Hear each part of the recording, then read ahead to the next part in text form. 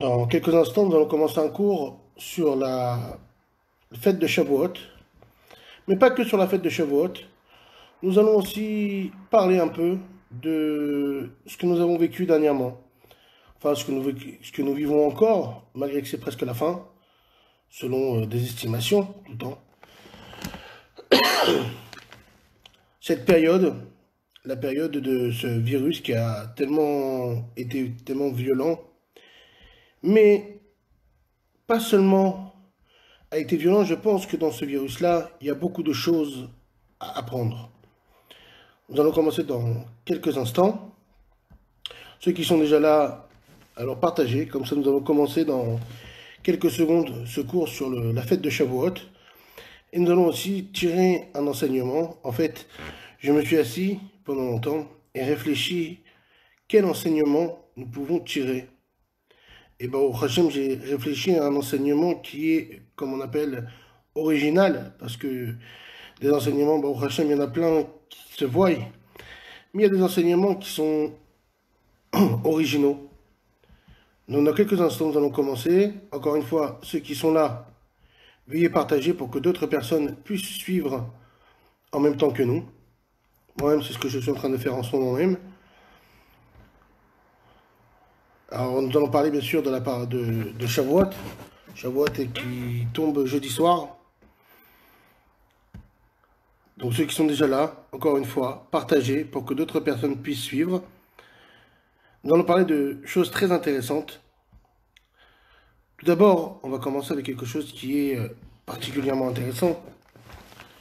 J'ai réfléchi, le rabbi dans la sikha de Chafret Nissan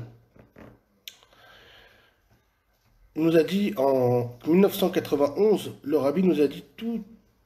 Moi j'ai fait tout ce que je pouvais pour amener la Géoula, maintenant à vous d'agir. Et je me suis dit, mais qu'est-ce qui se passe là? Il y a un problème. Il y a un problème. Le rabbi n'arrêtait pas dans toutes les sikhot, le rabbi nous dit que la Géoula elle est là, qu'il ne manque plus qu'à ouvrir les yeux. Le rabbi nous dit, ouvrez les yeux, la Géoula elle est devant vous. Alors pourquoi maintenant, Chas de Shalom, ça faisait paraître comme si le rabbi faisait marche arrière, qu'il nous manque quelque chose, mais le rabbi nous dit que la Géoula elle est là, il ne manque plus qu'à ouvrir les yeux. Jusqu'à aujourd'hui, c'était pour moi un mystère. Mais le mystère c'est fini.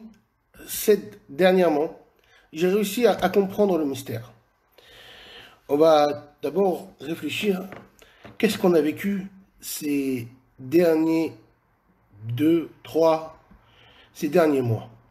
Ces derniers mois, on a vécu une période où on devait s'enfermer à la maison. On ne pouvait pas sortir de la maison. On était bloqué à la maison. C'était une période où on devait s'enfermer, faire attention, même pour aller faire des courses, faire attention quand on sortait. Et on ne pouvait pas vraiment sortir.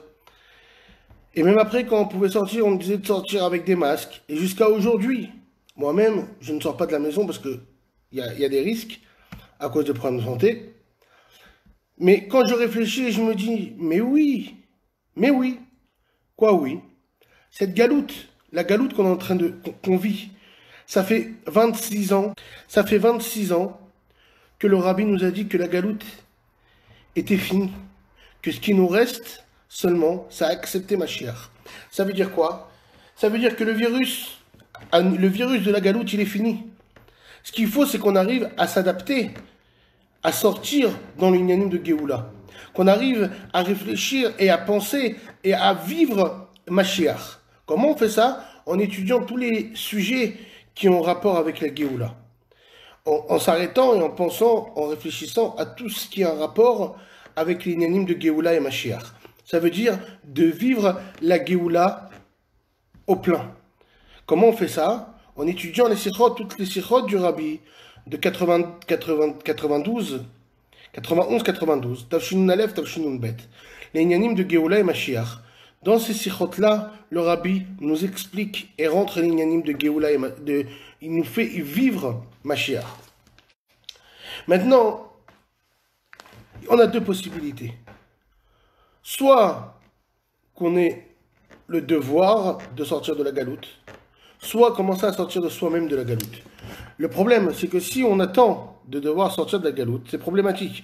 C'est un peu la Havdil comme aujourd'hui.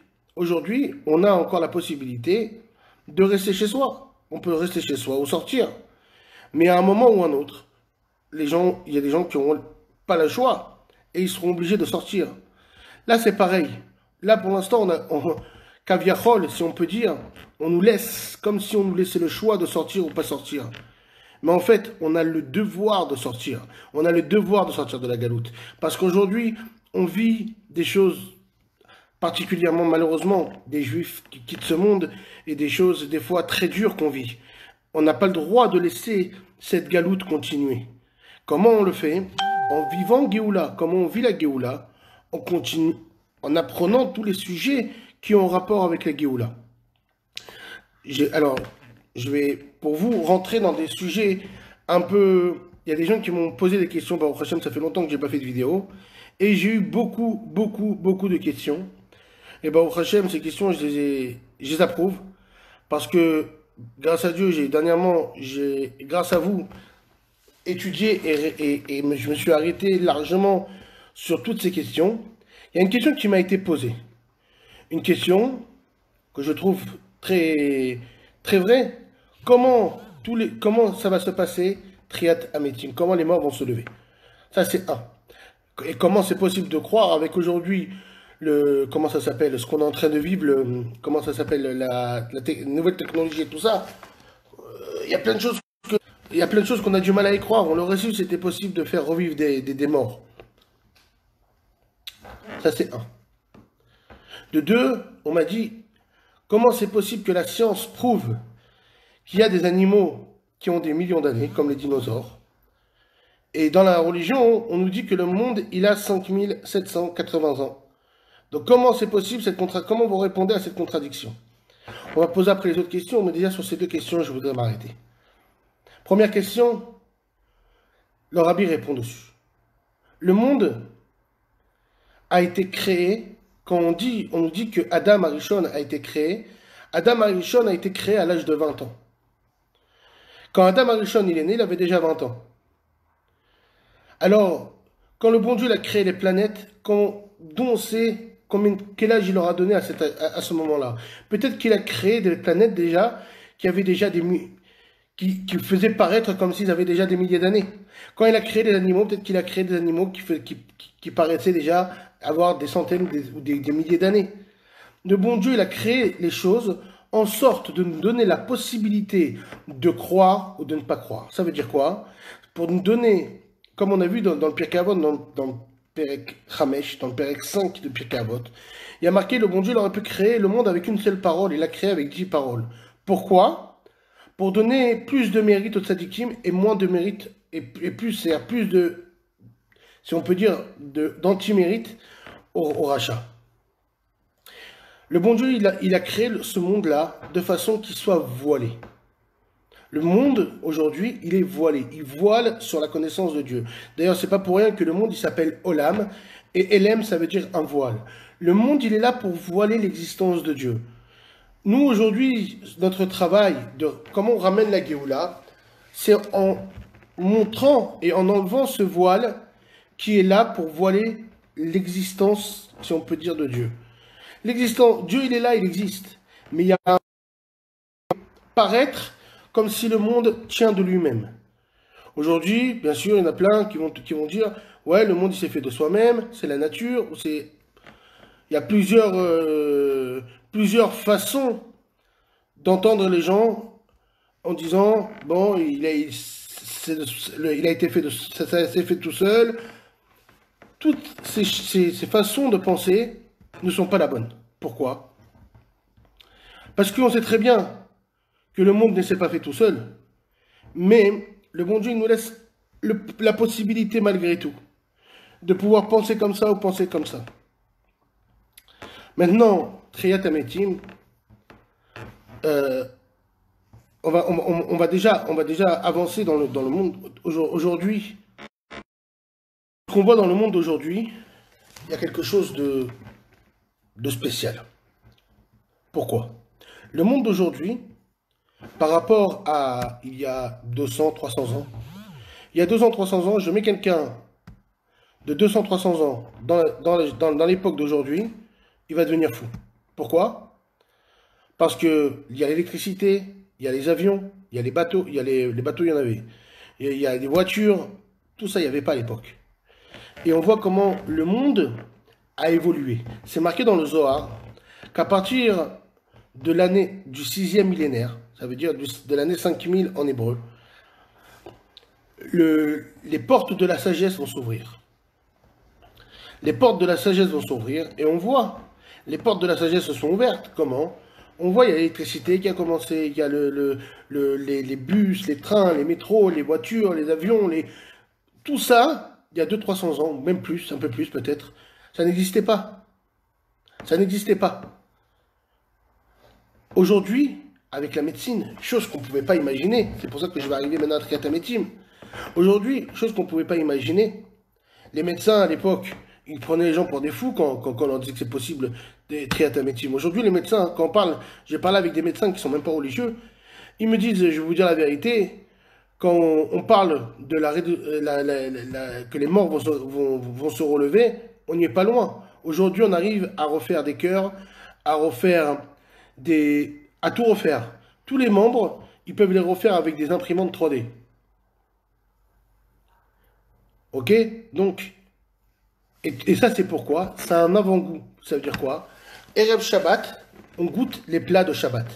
Là, le bon Dieu est en train de nous donner un avant-goût de ce qu'on va goûter quand Mashiach viendra, de Triat Hametim, un avant-goût de de tous les miracles qu'il va y avoir. Le bon Dieu nous donne un avant-goût dans ce monde, un avant-goût qu'on est en train de vivre aujourd'hui, au jour le jour. Maintenant, il y a Shavuot qui arrive, et Shavuot, quand le bon Dieu nous a donné la Torah, on a dit deux choses. On a répondu, quand le bon Dieu a dit est-ce que vous voulez la Torah, on a répondu Naaseh, on fera, Benishma, et on comprendra. Le Naaseh, je veux bien. Ok, Naaseh, on est en train de faire, on fait les mitzvot, on fait tout ce qu'il y a à faire, c'est vrai. Mais quelqu'un peut me dire qu'est-ce qu'il comprend dans toutes les mitzvot de la Torah? Aujourd'hui, quelqu'un vraiment comprend les mitzvot de la Torah? Pas beaucoup de gens comprennent. On fait les mitzvot parce que le bon Dieu nous demande, mais personne ne peut me dire qu'il comprend toutes les mitzvot de la Torah. Alors, le Naaseh, ça fait allusion aux mitzvot telles qu'elles sont en galoute. Ça veut dire quoi? Telles les mitzvot telles qu'on les fait pendant l'exil. Pendant l'exil, les mitzvot, on les fait Naaseh. On les fait parce qu'on doit les faire. Quand Mashiach viendra, ce sera le Benishma. On comprendra, quand on fera une mitzvah, on aura l'explication pourquoi on a fait ces mitzvot. On aura le bon Dieu nous expliquera pourquoi toutes ces mitzvot, on les a fait pendant l'exil. Il nous expliquera qu'est-ce qu'on a ramené sur terre, qu'est-ce qu'on a fait comme grandeur, quelle chose importante on a fait quand on a fait ces mitzvot-là. Alors aujourd'hui, on n'a peut-être pas d'explication des fois. Il y a des mitzvot qu'on fait, on ne comprend pas grand-chose, malgré qu'aujourd'hui, au Hashem, il y a plein de mitzvot qui s'expliquent. Même ceux qui s'expliquent, c'est peut-être des fois pas la vraie explication qui est au bout. Si Dieu veut, quand Mashiach viendra, on comprendra des choses qui seront bien plus hautes que ce qu'on comprend aujourd'hui. Je vais vous raconter une petite histoire. Il y a une fois une épidémie qui a frappé dans un petit village en Russie. Malheureusement, les gens n'arrêtaient pas de mourir. Il y avait beaucoup de morts. Et ils ne savaient pas comment arrêter cette épidémie. Ils ont été voir beaucoup de tzadikim et jusqu'à qu'ils se sont arrivés à Rabbi Baruch de Mezibotch, le petit-fils du Baal Shem Tov. Et le petit-fils du Baal Shem Tov, il leur a dit, moi personnellement, je ne peux rien faire. Mais si vous voulez avoir vraiment une chance d'arrêter cette épidémie, allez dans tel village là-bas, au fond. Dans tel village là-bas, il y a un juif qui s'appelle Rabbi Avram. Là-bas, allez le voir. Lui, s'il vous bénit, si vous arrivez à avoir sa bracha, l'épidémie s'arrêtera. Ils font un voyage énorme, c'était très loin. Ils arrivent là-bas. Et ils disent, ils cherchent Rabbi Avram. Les gens ils regardent. Il n'y a pas de juif ici. Qu'est-ce que vous voulez, monsieur? Non, on cherche Rabbi Avram. Mais Rabbi Avram, quel rabbi? Il n'y a même pas de juif ici, vous cherchez un rabbi. Jusqu'à qu'ils arrivent dans une petite maison, ils tombent sur une concierge. Bonjour madame, Oui, bonjour. Je cherche Rabbi Avraham. Et là, elle le regarde, elle lui dit, je pense qu'en bas, là-bas, la petite basement qui est en bas, il y a un juif. Maintenant, Rabbi, je crois qu'il est très loin d'être Rabbi, mais il y a un juif là-bas, il boit beaucoup et il dort. On dit, bon, on va essayer de le voir, on va voir. Il nous a dit qu'il y a un juif ici, on va essayer de le voir. Ils arrivent, ils descendent. Ils le voient, il est en train de dormir, il se lève, il va vers l'armoire, il ouvre l'armoire, il prend une bouteille de vodka, il la descend. Et il va redormir. Ah, là, ils sont vraiment dégoûtés. On est venu jusqu'ici pour voir quelqu'un qui se bourre. Bon, ils attendent. Le juif se relève une demi-heure, trois quarts d'heure après. Il se relève, il reprend une bouteille, paf, goulou, et il va redormir. Troisième fois, il dit, bon, on va lui demander maintenant, là. Ils viennent et il dit, lâchez-moi, laissez-moi boire mon alcool, et laissez-moi dormir, laissez-moi tranquille. Il dit, non, mais t'es obligé de me donner une bracha pour arrêter l'épidémie. Il fait, lâchez-moi, il boit la bouteille, il va redormir. Là, ils disent, quatrième fois, c'est fini, là, on l'arrête.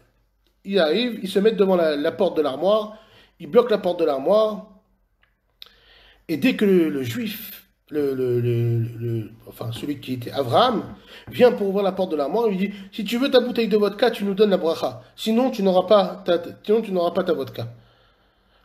Et là, il leur dit, c'est quoi la bracha, c'est quoi que vous voulez? Il dit, il y a une épidémie dans la ville, on veut qu'elle s'arrête. Bon, mais que l'épidémie, elle s'arrête dans votre ville. Laissez-moi boire ma bouteille. Allez, au revoir. Hop, du balai. Et ils repartent, ils arrivent dans leur ville, et ils voient tout le monde qui les reçoit, et tout le monde les reçoit les deux avec un grand, grand sourire. Qu'est-ce qui s'est passé? L'épidémie s'est arrêtée. Ils leur demandent à quelle heure? Pile à l'heure, 2h30, pile à l'heure à laquelle ils ont reçu la bracha de ce Avraham. Et là, ils ne comprennent pas. Ils revoyagent chez le rabbi Barour de Meziboch. Ils ont dit, on est obligé d'avoir une explication, le petit-fils du Baal Shem Tov, qui nous donne une explication comment l'épidémie s'est arrêtée. C'est quelqu'un qui boit de l'alcool. C'est quelqu'un qui n'a pas l'air d'être religieux du tout. Enfin, il boit, il dort, il boit, il dort. Ils arrivent chez Rabbi Barour, et il dit, Rabbi Barour, s'il vous plaît, donnez-nous l'explication.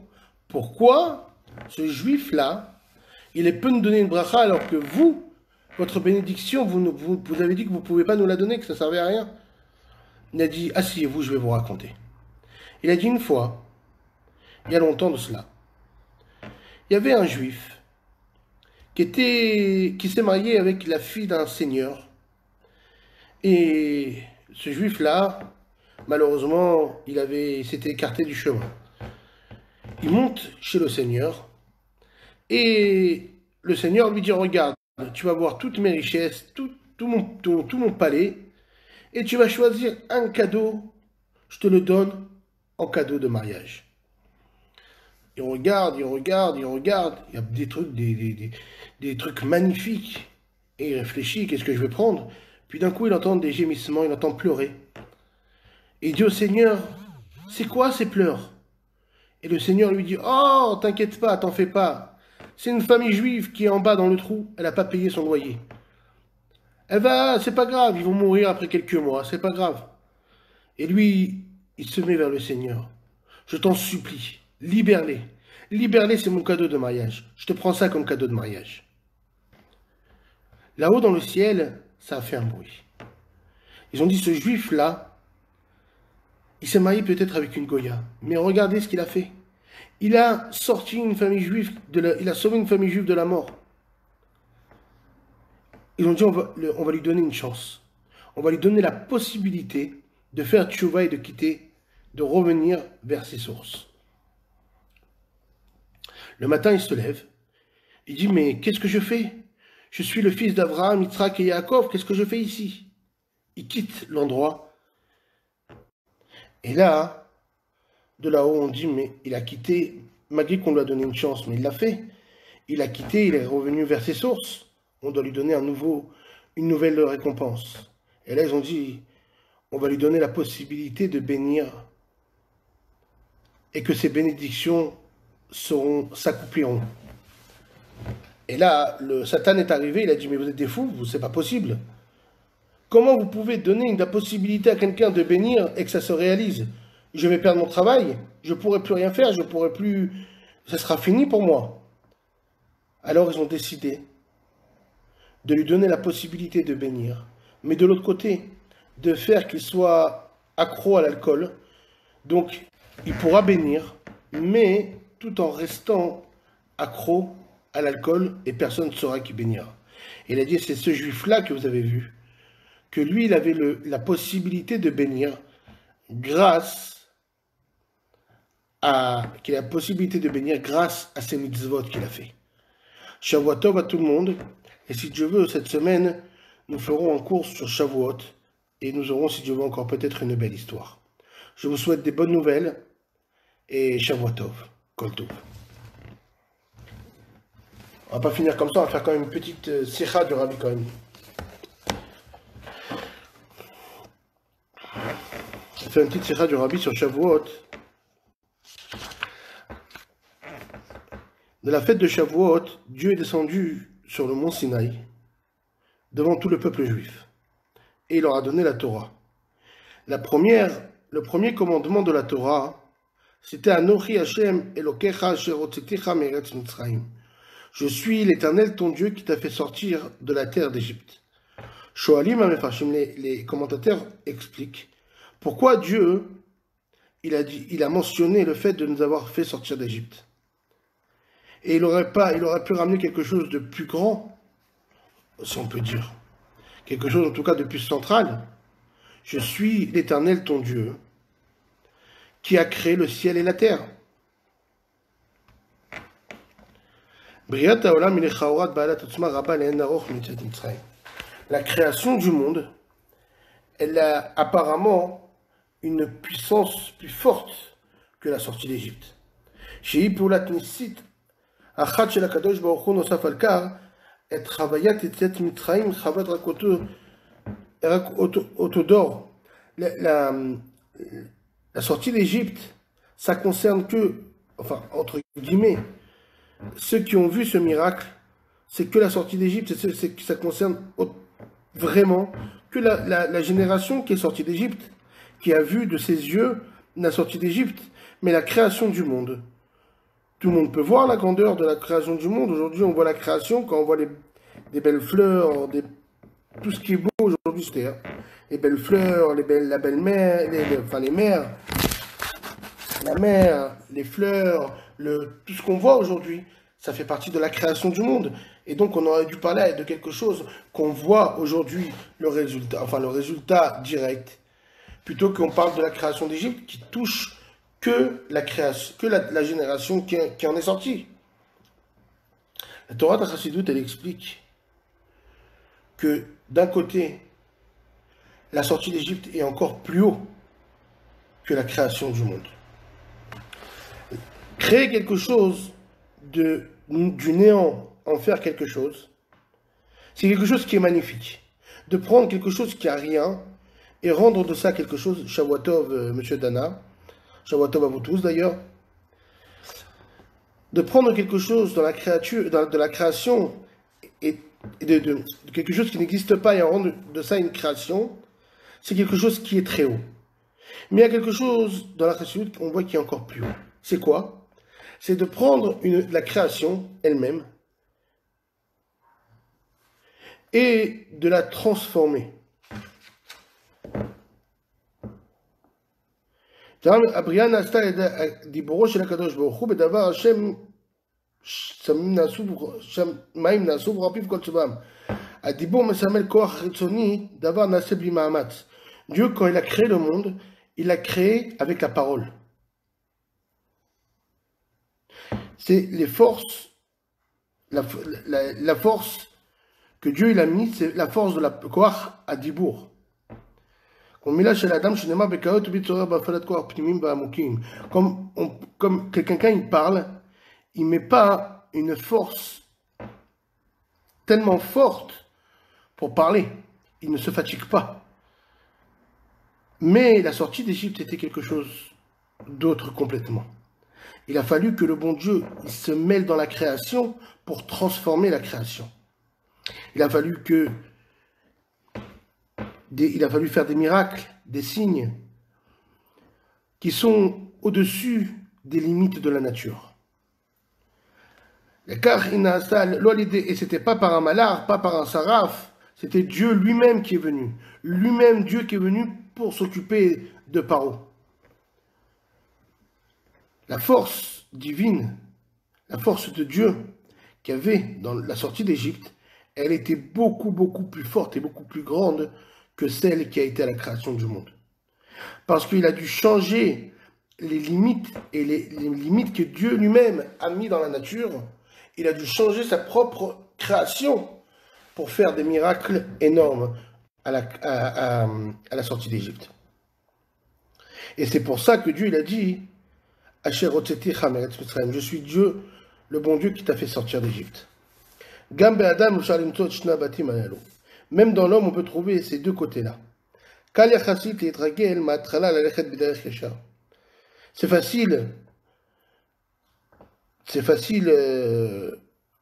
d'aller dans un chemin droit. Mais le plus dur, c'est quand quelqu'un il a pris un chemin tordu, il fait des choses qui ne sont pas bien.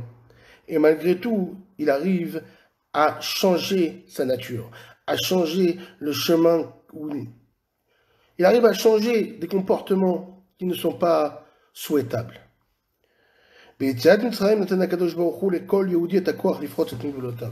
Dieu, à la sortie d'Égypte, il a donné la force et la possibilité à chaque juif de transformer sa nature. De transformer comme le bon Dieu il a changé, il a transformé la nature de l'eau pour l'ouverture de la mer. Comme le bon Dieu a transformé la nature des Égyptiens, que les Égyptiens ont donné leur or et leur argent pour sortir le peuple juif d'Égypte. De même façon, le bon Dieu il a donné la possibilité à ce moment-là au peuple juif de changer sa propre nature. Quelqu'un qui est orgueilleux, il peut se travailler sur lui pour ne pas être orgueilleux. Quelqu'un, il est avare, il peut se transformer pour ne pas être avare. Quelqu'un, il est paresseux, il peut se travailler pour ne pas être paresseux. Tous ces défauts, ou tous ces, si on peut dire, ces caractères, le bon Dieu a donné la possibilité à chaque juif de se battre contre son caractère, contre ses défauts dans son caractère. Et le bon Dieu, ça, il l'a renforcé quand il nous a donné la Torah. Quand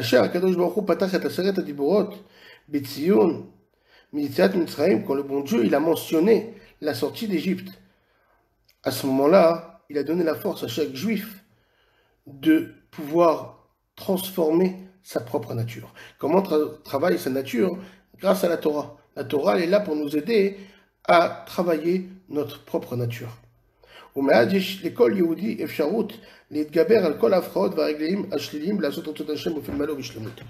quand un juif, il étudie la Torah et il écoute le bon Dieu, alors là, il a la possibilité de lutter même contre ses mauvaises habitudes et sa mauvaise nature. Et espérons que Dieu, avec tout le travail qui a été fait, comme le Rabbi l'a dit, qu'on mérite déjà la Géoula, il va nous aider à sortir de la Géoula. Ça veut dire quoi? À sortir de la galoute. Ça veut dire quoi? Ça veut dire, parce que le Rabbi nous a dit que la Géoula, elle est déjà là. Alors, il va nous aider à faire le premier pas, à sortir et à remarquer que la galoute est finie. La Avdil, comme on peut dire, comme j'ai parlé tout à l'heure, quand l'épidémie, elle est finie, alors tout le temps le mal à revenir aux habitudes. Alors que c'est que 2 mois. Alors quand on parle de 2000 ans d'exil, imaginez-vous 2000 ans d'exil. C'est un travail, une rééducation pour revenir à la vie normale. Alors le bon Dieu va nous donner la force de revenir à cette vie normale qui est la Géoula et qu'on va voir très bientôt le dévoilement du Melech HaMashiach qui va nous ramener dans le 3e Beth Amikdash. Yechi Adonenu Morenu Verabenu Melech HaMashiach Leolam Vaed.